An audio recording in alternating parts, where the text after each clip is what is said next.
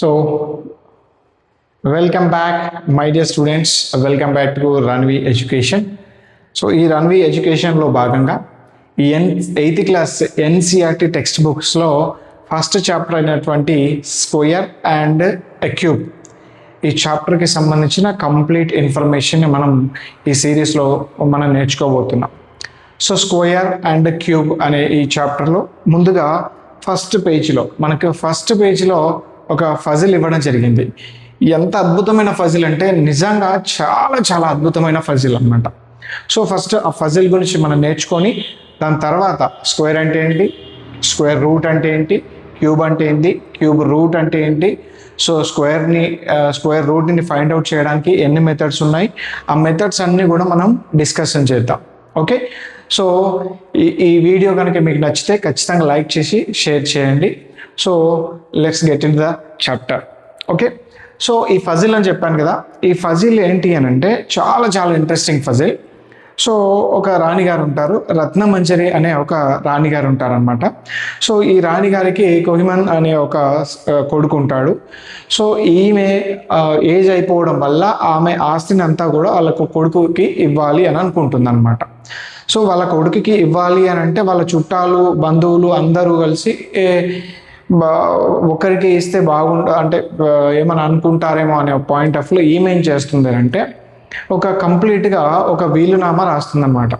ఒక విల్ రాస్తుంది. ఆ విల్లో ఏమని ఉంటుందనంటే బంధువులందరూ పిలిచేసి వాళ్ళని కూర్చోబెట్టేసి వీలునామా గురించి క్లియర్గా చెప్తారనమాట. ఆ విల్లో ఏముంటుంది అంటే ఆ విల్లో ఒక ఫజిల్ ఉంటుంది. ఒకవేళ ఈ ఫజిల్ని కనుక మీరు అందరూ కలిసి ఒకటేసారి సాల్వ్ చేస్తే, ఈ ఫజిల్ని ఒకటేసారి సాల్వ్ చేస్తే అందరికీ సమానంగా ఆ ఆస్తి అనేది దక్కుతుంది. అంటే రత్నాలు, బంగారం కావచ్చు, లేకపోతే ఇంకేటి, సో అవన్నీ దొరుకుతాయి.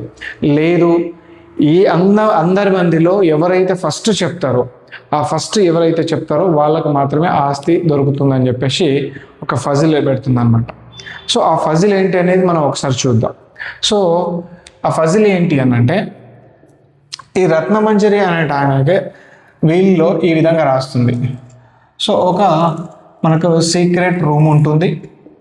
ఆ సీక్రెట్ రూమ్లో 100 లాకర్స్ ఉంటాయి అన్నమాట. 100 లాకర్స్ ఉంటాయి. సో ఈ విధంగా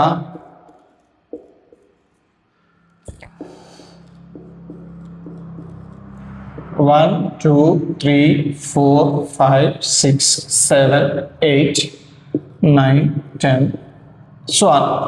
సో ఈ విధంగా ఎన్ని లాకర్స్ ఉంటాయనంటే 100 లాకర్స్ ఉంటాయన్నమాట. సో ఈ సీక్రెట్ రూమ్లో 100 లాకర్స్ ఉంటాయి. మనకి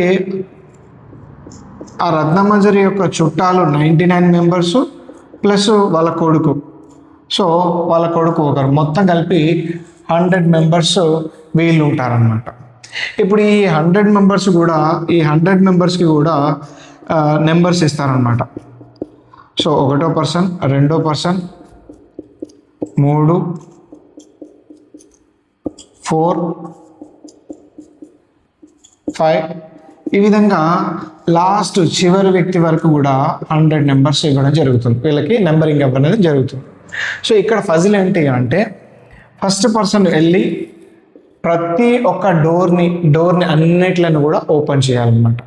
సో ఫస్ట్ పర్సన్ వెళ్ళి ప్రతి ఒక్క డోర్ని అన్నిటినీ ఓపెన్ చేయాలి. ఇప్పుడు సెకండ్ పర్సన్ వెళ్ళి ఏం చేయాలంటే ఎవ్రీ సెకండ్ డోర్ని ట్యాగిల్ చేయాలి. అంటే తెరిచి ఉంటేనేమో మొయ్యాలి, మూసి ఉంటేనేమో తెరవాలి. ఆ విధంగా ఉంటుంది. ఆల్రెడీ ఫస్ట్ దాంట్లో ఓపెన్ చేసి ఉన్నారు కాబట్టి ఫస్ట్ పర్సన్ వెళ్ళి ఓపెన్ చేశాడు కాబట్టి సెకండ్ పర్సన్ వెళ్ళి ఏం చేస్తాడు సార్ అంటే ఈవెన్ నెంబర్ ఆఫ్ డోర్స్ అన్నిటిని కూడా మనకు క్లోజ్ చేయడం జరుగుతుంది. సో మిగిలిన ఆడ్ నెంబర్స్ అన్నీ కూడా ఇప్పుడు ఏమవుతాయి, ఓపెన్ అవుతాయి. అదేవిధంగా థర్డ్ నెంబర్ వెళ్తాడు. థర్డ్ నెంబర్ వెళ్ళి ఎవ్రీ థర్డ్ డోర్ని మనకు ఓపెన్ ఉంటే క్లోజ్ చేయడము, క్లోజ్ ఉంటే ఓపెన్ చేయడం జరుగుతుంది. సో ఈ విధంగా మనకు కంటిన్యూస్గా ప్రతి ప్రాసెస్ ఇది కంటిన్యూస్గా 100 మెంబర్స్ రీచ్ అయ్యేంత వరకే ఈ ప్రాసెస్ని కంటిన్యూ చేస్తారన్నమాట. సో అప్ టు 100 లాకర్స్ ప్రతి ఒక్కరు ఆ విధంగా వెళ్ళి ఓపెన్ ఉంటే క్లోజ్ చేయాలి, క్లోజ్ ఉంటే ఓపెన్ చేయాలి. ఈ విధంగా చేస్తారనమాట. వీళ్ళందరూ ప్రొసీజర్ అయిపోయిన తర్వాత కొన్ని డోర్స్ మాత్రం ఓపెన్ అయి ఉంటాయి. సో ఆ ఓపెన్ అయి ఉన్న డోర్లో మనకి కోడ్ అనేది ఉంటుందన్నమాట. సో ఆ కోడ్ ఎవరైతే చెప్తారో, ఆ కోడ్ ఫస్ట్ ఎవరైతే చెప్తారో వాళ్ళకి ఈ ఆస్తిని మొత్తం అప్పచెప్పాలనేది మనకు ఆ ఫజిల్లో ఉన్నటువంటి సారాంశం, ఆ వీలునామాలో ఉన్నటువంటి సారాంశం. సో ఇప్పుడు వీళ్ళు సాల్వ్ చేయడానికి ప్రయత్నం చేస్తారనమాట. ఇప్పుడు చెప్పండి, సో దీని ప్రకారంగా ఎవరు ముందుగా దీన్ని సాల్వ్ చేస్తారని అనుకుంటున్నారు? ఆబ్వియస్లీ రత్నమంజరి వాళ్ళ కొడుకు అనే వ్యక్తికి ఆబ్వియస్లీ తెలిసి ఉంటుంది ఆ లాజిక్. సో కాబట్టి ఆయన సాల్వ్ చేయడానికి ప్రయత్నం చేస్తాడు. కానీ ఎలా సాల్వ్ చేస్తాడు అనేది ఇంపార్టెంట్ ఇక్కడ. సో ఒకసారి మనం ఆలోచిద్దాం అదే పొజిషన్లో కనుక మనం ఉంటే మనం ఏ విధంగా సాల్వ్ చేసే ప్రయత్నం చేస్తాం, అది కదా ఇంపార్టెంట్. సో ఏ విధంగా సాల్వ్ చేస్తాం ఈ ఫజిల్ని చెప్పండి. అంటే ఇక్కడ ఒకసారి గమనించండి, first door, second door, third door, fourth door, fifth door. ఇప్పుడు ఈ డోర్స్ని ఎన్నిసార్లు టచ్ చేస్తున్నారు అనే దాన్ని బట్టి మనం డిసైడ్ చేయవచ్చు కదా. అంటే ఫర్ ఎగ్జాంపుల్ ఫస్ట్ పర్సన్ వచ్చినప్పుడు అన్నిటినీ ఓపెన్ చేసుకుంటూ వెళ్ళిపోయాడు. సెకండ్ పర్సన్ వచ్చినప్పుడు అన్నిటినీ క్లోజ్ చేసుకుంటూ వచ్చాడు. అంతేనా? అన్నిటినీ కాదు, మల్టిపుల్స్. సెకండ్ పర్సన్ 2 మల్టిపుల్స్ అన్ని డోర్స్ క్లోజ్ చేసుకుంటూ వచ్చాడు. థర్డ్ పర్సన్ 3 మల్టిపుల్స్ అన్నిటిని క్లోజ్ ఉంటే ఓపెన్ చేయడం, ఓపెన్ ఉంటే క్లోజ్ చేయడం జరిగింది. సో ఈ విధంగా అందరూ చేసుకుంటూ వచ్చారు కాబట్టి మనం డిసైడ్ చేయాల్సింది ఎట్లా డిసైడ్ చేస్తాము అని అంటే సింపుల్గా ఆలోచించండి. ఇప్పుడు ఫర్ ఎగ్జాంపుల్ 6th డోర్ అనుకుందాం. 6th డోర్ ఎవరెవరు టచ్ చేస్తారు చెప్పండి. సింపుల్, ఫస్ట్ పర్సన్ టచ్ చేస్తాడు. ఎందుకు? అన్ని 1 మల్టిపుల్ ఇది కూడా వస్తుంది కాబట్టి. సెకండ్ పర్సన్ టచ్ చేస్తాడు. ఎందుకు? 2 3s కాబట్టి 6. నెక్స్ట్ థర్డ్ పర్సన్ టచ్ చేస్తాడు. ఎందుకు అంటే 6 2s. So next 6th person కూడా టచ్ చేస్తాడు. ఈ 6th అనే డోర్ని ఎంతమంది టచ్ చేస్తారు అని అంటే ఒకసారి చూడండి, 4 మెంబర్స్ టచ్ చేస్తారు. మిగతా వాళ్ళు ఏమైనా టచ్ చేయడానికి అవకాశం ఉందా అని అంటే లేదు.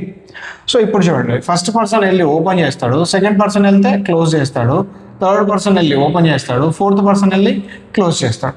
అంటే ఇక్కడతో డోర్ అనేది క్లోజ్ అయిపోయింది. అంటే 6th అనే డోర్ ఓపెన్ ఉంటుందా అని అంటే ఉండదు అనమాట. సో క్లోజ్ అయిపోయింది కాబట్టి ఇక్కడతో ఆ పజిల్ క్లోజ్. సో నెక్స్ట్ ఇంకొక నెంబర్ డోర్ తీసుకుందాం ఏదైనా. ఇప్పుడు చూడండి, ఈ డోర్ని ఓపెన్ చేయడానికి లేదా క్లోజ్ చేయడానికి ఎన్ని పాసిబిలిటీస్ ఉన్నాయి చెప్పండి.